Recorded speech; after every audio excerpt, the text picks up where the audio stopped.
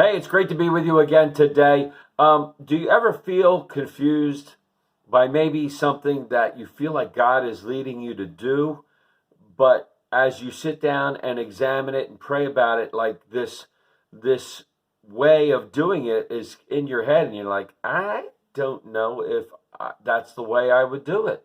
I mean, I'm not comfortable doing it that way. It's not in my wheelhouse. It's not in my comfort zone. And I think that that's okay because you see, when we feel comfortable doing something sometimes, then we start to think like afterwards, like, oh, look what I did. And in fact, it's really, look what God did. And in the Old Testament, Joshua is leading the people into the promised land, and they come to the city of Jericho. And this is a fortified city. It's one of the strongest known cities in existence at that time. It has incredible walls. It's well protected.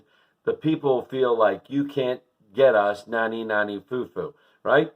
And God says, listen, Josh, this is what I want you to do. I want you to get your people, and I want you to march them around the city once each day. And as they're marching around the city, I want the priest in front of them blowing the ram's horns. I don't want anybody saying anything or doing anything. Just have the people march around the city once with the priest blowing the horns.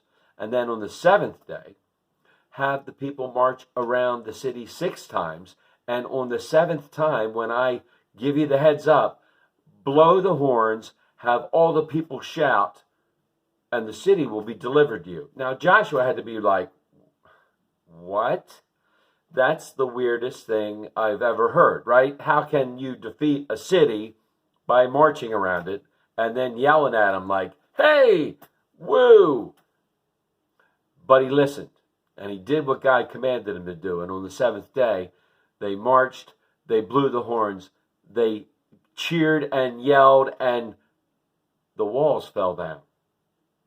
The great walls of Jericho came crumbling down, and they took the city.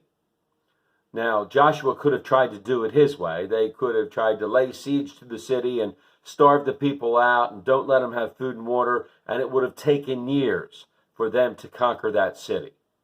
In 7 days, God delivered the most powerful city in the nation, Jericho, to the Hebrew people. Can we hear God calling us to do something? Is it something that's not, it's not in our comfort zone? It's not something the way that we think it should be done?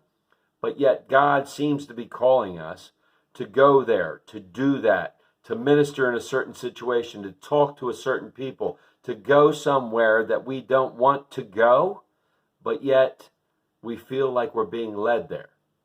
As we go through these days, may we have ears to hear and hearts to follow where God will lead us.